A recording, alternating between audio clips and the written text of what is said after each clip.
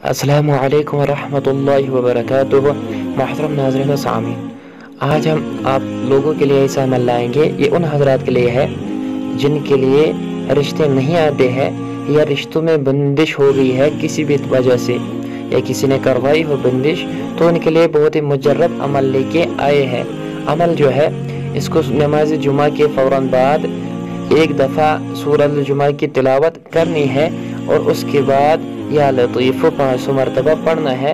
और जुमा के अलावा हर रात को आपको सूरत नूर की आयत अल्लाहु नूरुस समावाति वल अर्ज़ से लेकर लिकुल्लि शैइन क़दरा, इसको 111 दफ़ा पढ़ना है और या लतीफ़ 1100 मरतबा पढ़ना है। और इस अमल को आपको 41 दिन करना है। तो इंशाअल्लाह ताला इस दौरान में बेहतरीन रिश्ते का इंतज़ाम हो जाएगा। और सूरतुल जुमा जो है वो सिर्फ जुमे वाले दिन पढ़ना है, बाकी अमल रोज़ाना पढ़ना है।